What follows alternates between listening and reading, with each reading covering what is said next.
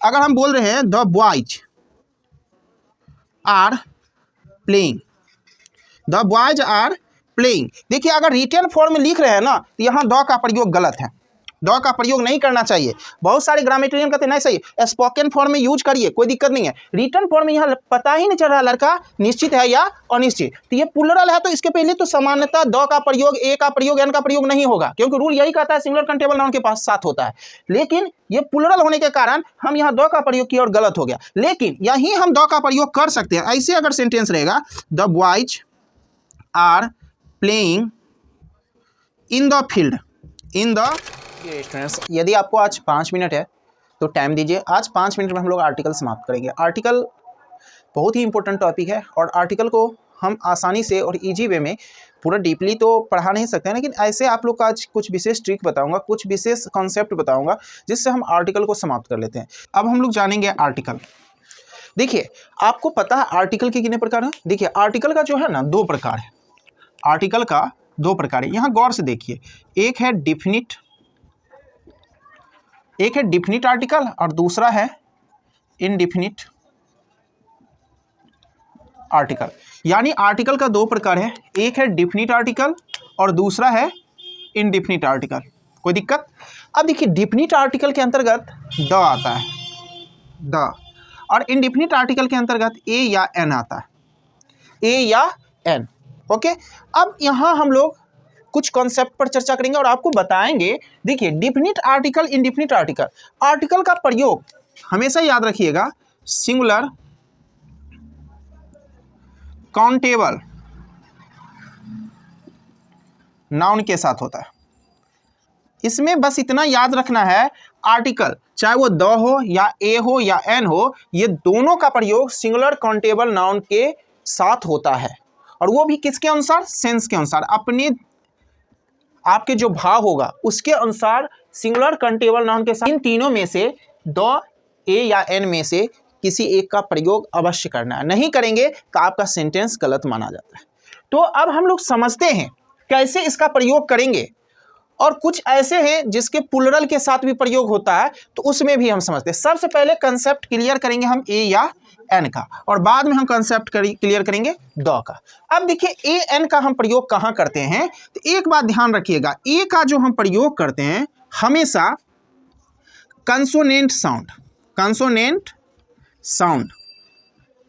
अब आप consonant sound क्या होता है समझाते हैं। कंसोनेंट साउंड क्या, यानी the first letter of word, यानी शब्द के प्रथम लेटर अगर कंसोनेंट साउंड का होगा तो आप ए का प्रयोग करेंगे, चाहे वो लेटर वॉवेल ही क्यों ना हो।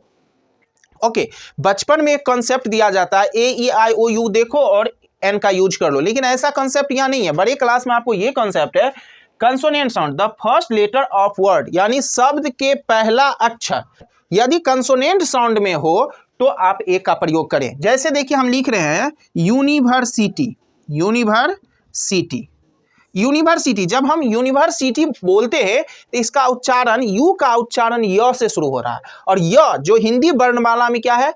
व्यंजन है, यानी कंसोनेंट है। इसलिए यूनिवर्सिटी के पहले आप हमेशा ए का प्रयोग करेंगे। किसका प्रयोग करेंगे? ए का। ओके, जैसे हम और एग्जांपल देते हैं, जैसे हम बोलते हैं डॉक्टर, डॉक्टर में पहला अक्षर यहाँ क्या है? डी है, जिसका उच्चारण ड से शुरू हो रहा है। ड क्या है? व्यंजन वर्ण है। जो हिंदी में उच्चारण होता है ना वही साउंड होता है, तो ड जो है यहाँ कंसोनेंट साउंड है। अब क्लियर हो गया होगा, ड क्या है? कंसोनेंट, यानी डॉक्टर के पहले आप ए का प्रयोग करिए।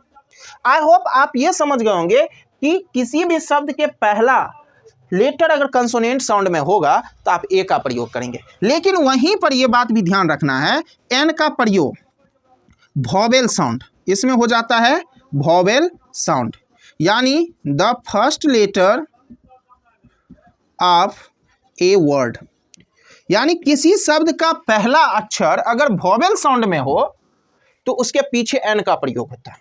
ओके, किसी भी शब्द का पहला अक्षर अगर वॉवेल साउंड में होता है तो हम एन का प्रयोग करते हैं, चाहे वो कंसोनेंट से ही क्यों ना शुरू हो। जैसे देखिए हम लिख रहे हैं ऑनेस्ट बॉय, ऑनेस्ट वाह, बहुत स्टूडेंट इसको होनेस्ट पढ़ते हैं, तो ये होनेस्ट नहीं है, ऑनेस्ट है। यहाँ एच साइलेंट है और ओ से उच्चारण शुरू हो रहा है, ओ, और ओ क्या है, हिंदी में स्वर वर्ण है, और स्वर वर्ण होने के कारण ओ का यहाँ उच्चारण वॉवेल साउंड की तरह हो रहा है, इसलिए आप यहाँ एन का यूज करिए, एन ऑनेस्ट बुआ हो जाएगा। उसी तरह देखिए एम ए लिखते हैं, एम ए। अब एम ए में देखेंगे एम ऐसे लिखते हैं, तो यहाँ पहला जो उच्चारण हो रहा है ए क्या है, हिंदी में स्वर वर्ण है, और स्वर वर्ण जो हिंदी में होता है वही होता है वॉवेल साउंड, इंग्लिश का वॉवेल साउंड, यानी यहाँ इसका प्रथम लेटर का पहला जो उच्चारण हो रहा है वॉवेल साउंड से हो रहा है, इसलिए यहाँ एम ए के पीछे एन लगाइएगा। ओके, आई होप आप ये समझ गए होंगे कि ए और एन का प्रयोग कहाँ करेंगे। बस एक याद रखना है, सिंगुलर काउंटेबल नाउन के साथ ही करेंगे। ओके, अब देखिए दो पर कुछ नहीं बातें करते हैं। अगर सिंगुलर काउंटेबल नाउन से अगर उसका कम्युनिटी का बोध कराना होगा तभी दो का प्रयोग करेंगे।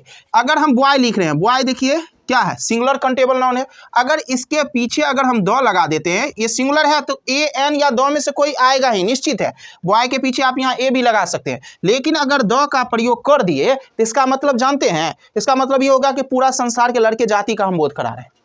अगर हम काव के पीछे दो का यूज कर दिए, सिंगुलर है तो आर्टिकल आएगा ही, और दो का यूज कर दिए तो काव कहने का मतलब गाय जाति जितना है उन समूह का हम बोध करा रहे हैं। ओके, सिंगुलर के साथ तो कोई कंफ्यूजन नहीं है, आप लगा देंगे, लेकिन दो का प्रयोग प्लुरल के साथ भी हो सकता है, लेकिन उसके साथ सर्टेनिटी का बोध होना चाहिए, निश्चितता का बोध होना चाहिए।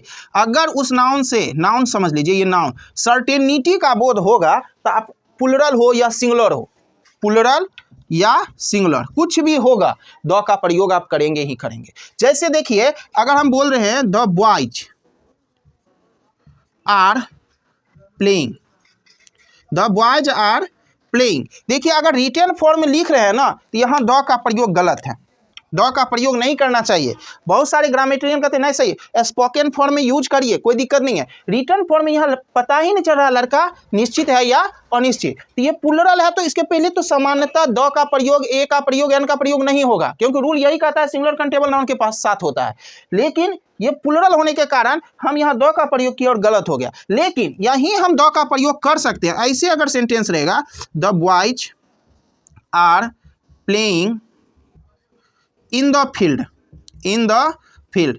अब देखिए इसका हिंदी होता है लड़के मैदान में खेल रहे हैं, अब हम वही लड़का का चर्चा कर रहे हैं जो मैदान में है, तो सर्टेनिटी हो गया, निश्चित हो गया। तब यहाँ बॉयज प्लुरल भी है तो हम दो का प्रयोग कर दिए, ठीक है ना। तो ए एन दो का कंसेप्ट बस इतना ही है, ए एन दो का कंसेप्ट बस इतना ही है, और कुछ विशेष अर्थ में दो का प्रयोग होता है जिसको याद रखना पड़ता है। रूल 40-45 रूल होते हैं उनके, तो जैसे ऐतिहासिक स्मारक के नाम के पहले, ऐतिहासिक युग के नाम के पहले, इन सब के पीछे हम दो का प्रयोग करते हैं। लेकिन अगर आप वो सब धीरे धीरे आप प्रैक्टिस करेंगे तो हो जाएगा। लेकिन हम यहाँ शॉर्टकट में आर्टिकल पढ़ाना चाह रहे थे, तो आर्टिकल अगर इतना भी याद रखिएगा ना तो क्लास 10th और 12th का काम चल जाएगा। ओके, तो आई होप आपको यहाँ पूरा समझ में आ गया होगा, ठीक है ना। आज आपको बताना कि ये क्लास कैसा लगा, अच्छा लगा तो इसे लाइक कर लीजिए, अभी तक इस चैनल को सब्सक्राइब नहीं किए हैं तो सब्सक्राइब कर लीजिए। थैंक यू, फिर मिलते हैं नेक्स्ट क्लास में बढ़िया टॉपिक, मज़ेदार टॉपिक लेके। Thank you.